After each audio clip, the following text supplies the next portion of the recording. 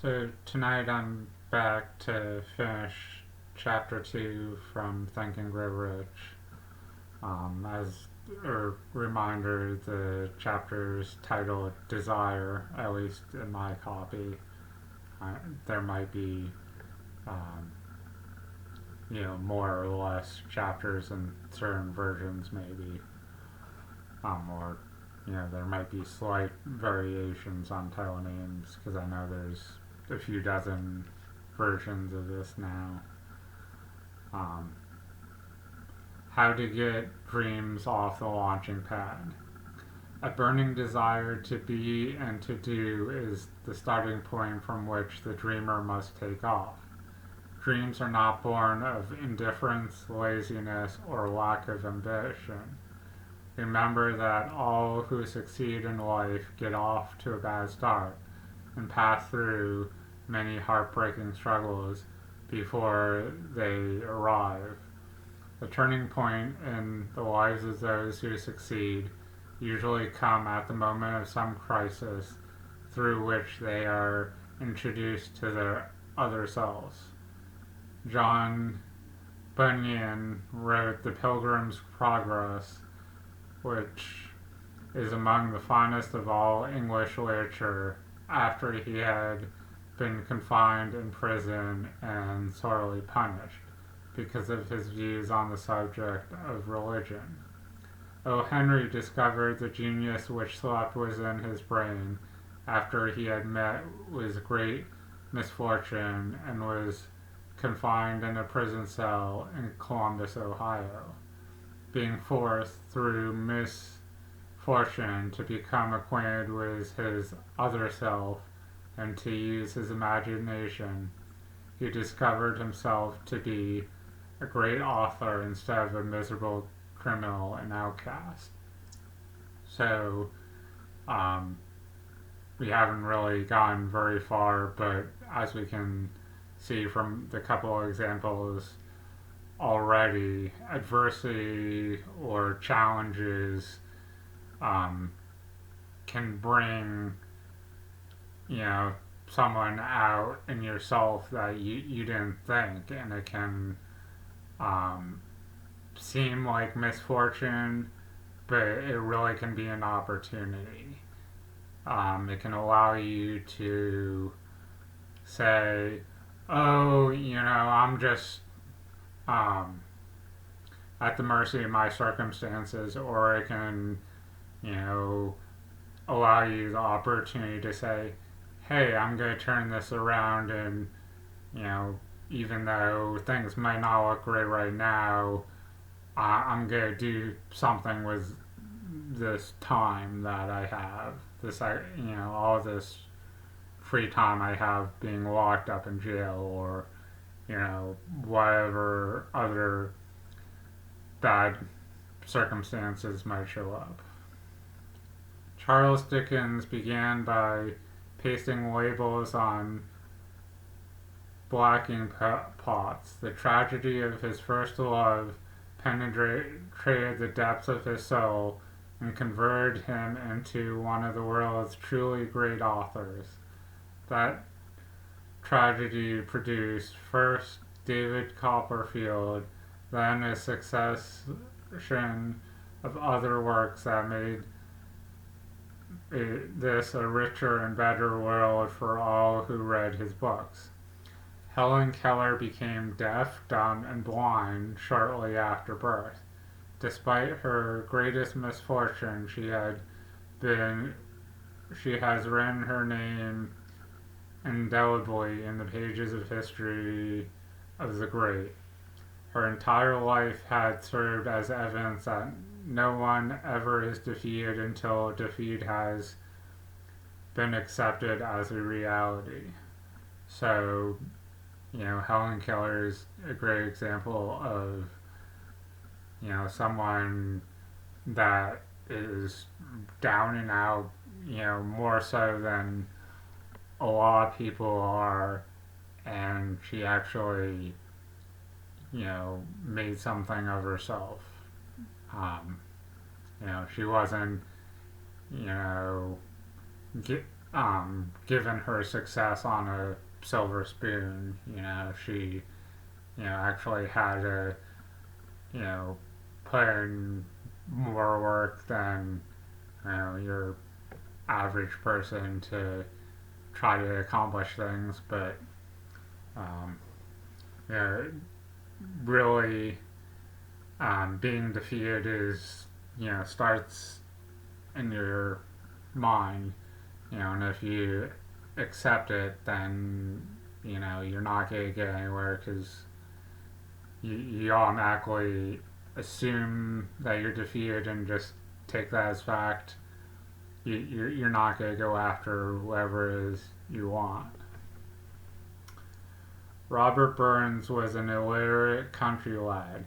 He was cursed by poverty and grew up to be a drunkard in the bargain. The world was made better for his having lived because he closed beautiful thoughts in poetry and thereby plucked a thorn and planted a rose in its place. Beethoven was deaf. Milton was blind, but their names will last as long as time endures because they dreamed and translated their dreams into organized thought. There is a difference between wishing for a thing and being ready to receive it. No one is ready for a thing until he believes he can acquire it. The state of mind must be belief, not mere hope or wish. Open-mindedness is essential for belief. Closed minds do not inspire faith, courage, and belief. So, faith is talked about later in the book, kind of combining the desire for something and the faith that you're gonna do it, the belief, if you will. And because of that, it kind of talks about it here and there in some of the chapters, even though there's a chapter specifically for desire and a chapter specifically for faith.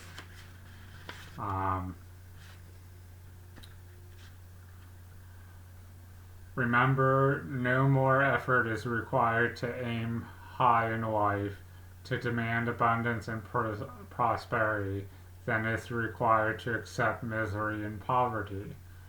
A great poet has correctly stated this universal truth through these lines. I bargained with life for a penny, and life would pay me no more. However, I begged at evening when I counted my scanty store, for life is a just employer. He gives you what you ask, but once you have set the wages, why, you must bear the task. I worked for a menial's hire only to learn, dismayed, that any wage I had asked of life, life would have willingly paid. Desire outwits Mother Nature. As a fitting climax to this chapter, I wish to introduce one of the most unusual persons I have ever known. I first saw him a few minutes after he was born. He came into the world without any physical sign of ears, and doctors had admitted, when pressed for an opinion on the case, that the child might be deaf and mute for life. I challenged the doctor's opinion. I had the right to do so. I was the child's father. I too reached a decision and rendered an opinion, but I expressed the opinion silently, in the secrecy of my own heart. In my mind, I knew that my son would hear and speak. How? I was sure there must be a way, and I knew I would find it. I thought of the words of the immortal Emerson. The whole course of things goes to teach us faith. We need only obey. There is guidance for each of us, and by Lowly was saying we shall hear the right word. The right word? Desire. More than anything else, I desired my son should not be a deaf mute. From that desire I never receded, not for a second. What could I do about it? Somehow I would find a way to transplant into that child's mind my own burning desire for ways and means of conveying sound to his brain without the aid of ears. As soon as the child was old enough to cooperate, I would fill his mind so completely with the burning desire to hear that nature would, by methods of her own, translate it into physical reality. All this thinking took place in my own mind, but I spoke of it to no one. Every day I renewed the pledge I had made to myself that my son should not be a deaf mute. As he grew older and began to take notice of things around him, we observed that he had a slight degree of hearing. When he reached the age when children usually began talking, he made no attempt to speak, but we could tell by his actions that he could hear certain sounds slightly. That was all I wanted to know. I was convinced that if he could hear, even slightly, he might develop still greater hearing capacity. Then something happened which gave me hope. It came from an entirely unexpected source, an accident that changed a life. We brought a phonograph. When the child heard the music for the first time, he went into statics and promptly appropriated the machine. On one occasion, he played a record over and over for almost 2 hours, standing in front of the phonograph with his teeth clamped on the edge of the case. The significance of this self-formed habit of his did not become clear to us until years after, for we had never heard of the principle of bone conduction of sound at the time. Shortly after he appropriated the phonograph, I discovered that he could hear me quite clearly when I spoke with my lips touching his mastoid bone at the base of his skull. Having determined that he could hear the sound of my voice plainly, I began immediately to transform to his mind the desire to hear and speak. I soon discovered that the child enjoyed bedtime stories, so I went to work creating stories designed to develop in him self-reliance, imagination, and a keen desire to hear and to be normal. There was one story in particular which I emphasized by giving it some new and dramatic coloring each time it was told. It was designed to plant in his mind the thought that his affliction was not a liability, but an asset of great value. Despite the fact that all the philosophy I had examined clearly indicated that everyone adversely brings with it the seed of an equivalent advantage, I must confess that I had not the slightest idea how this affliction could ever become an asset. He won a new world with 6th sense.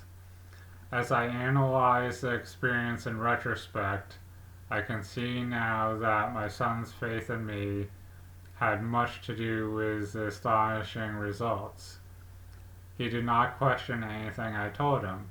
I told him the idea that he had a distinct advantage over his older brother, and that this advantage would reflect itself in many ways. For example, the teachers in school would observe that he had no ears, and because of this, they would show him special attention and treat him with extraordinary kindness. They always did. I sold him the idea, too, that when he became old enough to sell newspapers, his older brother had already become a newspaper merchant. He would have a big advantage over his brother for the reason that people would pay him extra money for his wares because they could see that he was a bright and industrious boy despite the fact he had no ears. When he was about 7, he showed the first evidence that our method of servicing his mind was bearing fruit. For several months he begged for the privilege of selling newspapers, but his mother would not give the project her consent. Finally, he took matters in his own hands. One afternoon, when he was left at home with the servants, he climbed through the kitchen window, shinnied to the ground, and set out on his own. He borrowed 6 cents in capital from the neighbor's shoemaker, invested in papers, sold out, reinvested, and kept repeating until late in the evening. After balancing his accounts and paying back the 6 cents he had borrowed from his banker, he had a net profit of 42 cents. When he got home that night, we found him in bed asleep, with the money tightly clenched in his hand. His mother opened his hand and removed the coins and cried. Of all things, crying over her son's first victory seemed so inappropriate. My reaction was the reverse. I laughed heartily, for I knew that my endeavor to plant in the child's mind an attitude of faith in himself had been successful. His mother saw in his first business venture a little deaf boy who had gone out in the streets and risked his life to earn money. I saw a brave, ambitious, self-reliant little businessman whose stock in himself had been increased 100% because he had gone into business on his own initiative and had won. The transaction pleased me because I knew that he had given evidence of a trait of resourcefulness that would go with him all through life. So as we can see from that last little section where the Napoleon Hill's son had the first business, if you will, for himself, two different people can respond completely differently depending on their programming and all of their life experiences. The mom was afraid because the son had no ears, so he was at a disadvantage. She almost treated him as if he was frail just because he couldn't hear. Whereas Napoleon Hill, the dad, saw the good qualities that he went out and was successful in the venture and learned something, and that he kind of developed resourcefulness. So it's not always easy to catch ourselves responding one way or another. That incident in itself wasn't good or bad, it's just how other people reacted to it, whether they want to look at it positively or negatively, if you will. The little deaf boy who heard. The little deaf boy went through the grades, high school and college, without being able to hear his teachers, excepting when they shouted loudly at close range. He did not go to school for the deaf. We would not permit him to learn the sign language. We were determined that he should live a normal life and associate with normal children, and we stood by that decision, although it cost us many heated debates with school officials. While he was in high school, he tried an electronic hearing aid, but it was of no value to him. During his last week in college, something happened which marked the most important turning point of his life. Though what seemed to be a mere chance, he became into possession of another electronic hearing device which was sent to him on trial. He was slow about testing it due to his disappointment with a similar device. Finally, he picked up the instrument up and more or less carelessly placed it on his head, hooked up a battery, and lo, as if by a stroke of magic, his lifelong desire for normal hearing became a reality. For the first time in life, he heard practically as well as any person with normal hearing. Overjoyed because of the changed world which had been brought to him through his hearing device, he rushed to the telephone, called his mother, and heard her voice perfectly. The next day he plainly heard the voices of his professors in class for the first time in life. For the first time in his life, he can converse freely with other people without the necessity of their having to speak loudly. Truly, he had come into possession of a changed world. Desire had commenced to pay dividends, but the victory was not yet complete. The boy still had to find a definite and practical way to convert his handicap into an equivalent asset. Through that works, oh, thought that works miracles. Hardly realizing the significance of what had already been accomplished, but intoxicated with the joy of his newly discovered world of sound, he wrote a letter to the manufacturer of the hearing aid, enthusiastically describing his experience. Something in his letter caused the company to invite him to New York. When he arrived, he was escorted through the factory, and while talking with the chief engineers, telling them about his changed world, a hunch, an idea, or an inspiration, call it what you wish, flashed into his mind. It was the impulse of thought which converted his affliction into an asset, destined to pay dividends in both money and happiness to thousands for all time to come. The sum and substance of that impulse of thought was this. It occurred to him that he might be of help to millions of deafened people who go through life without the benefit of hearing devices if he could find a way to tell them the story of his changed world.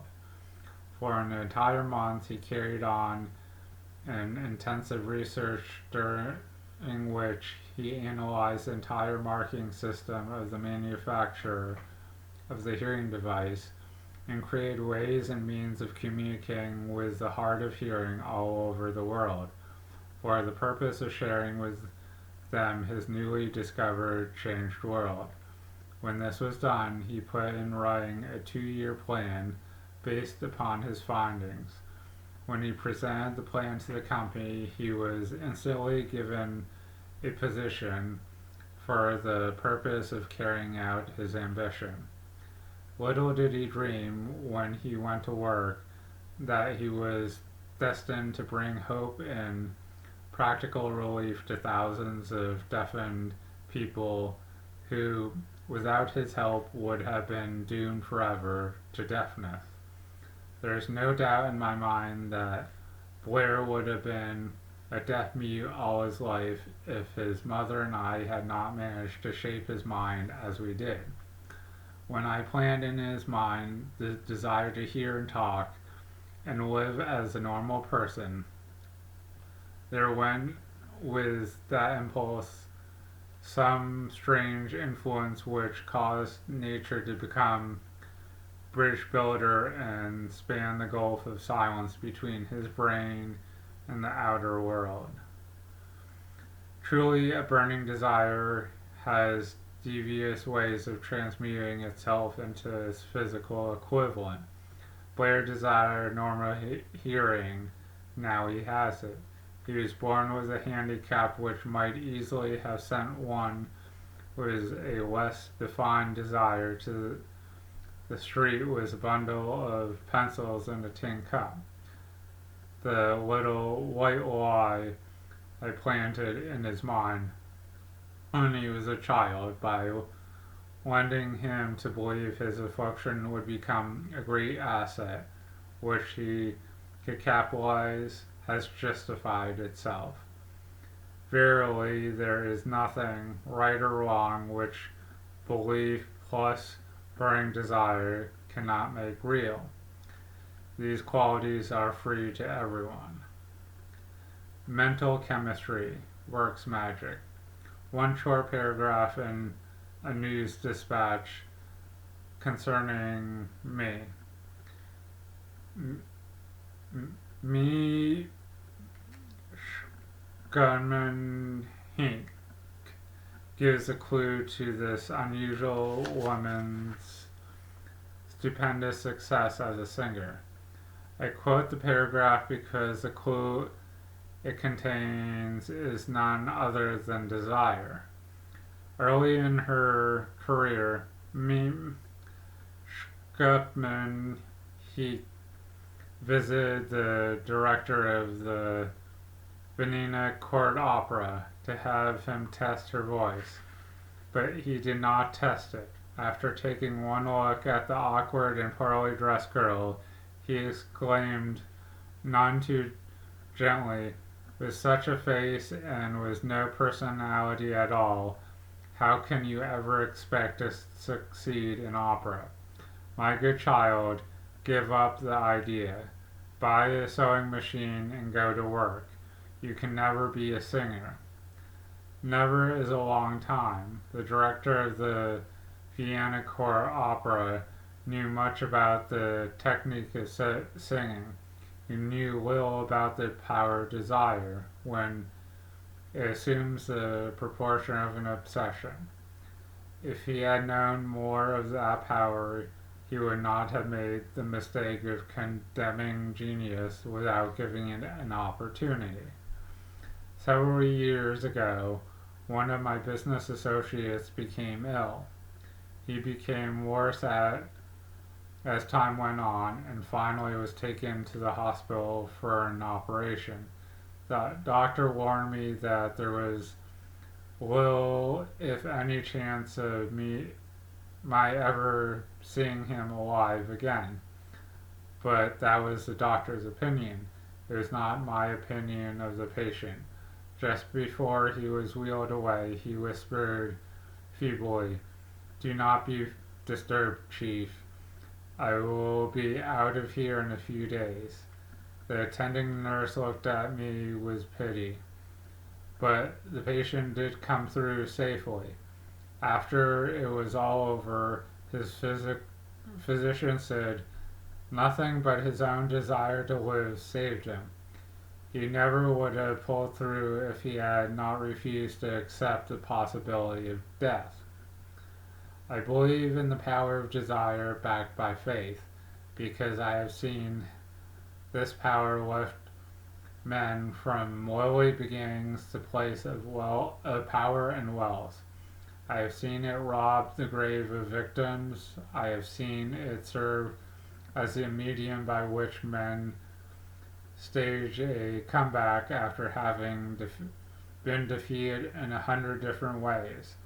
I have seen it provide my own son with normal, happy, successful life, despite nature's having sent him into the world without ears. How can one harness and use the power of desire? this has been the answer throughout this and subsequent chapters of this book. Through some strange and powerful principle of mental chemistry, which she has never divulged, nature wraps up in the impulse of strong desire that something which recognizes no such word as impossible and accepts no such reality as failure. So hopefully you liked that, the rest of chapter 2 and, the little bit of a discussion I had on it. So if you want to see more videos like this, keep checking back every so often. And, if you liked it, hit the like button and, have a good day.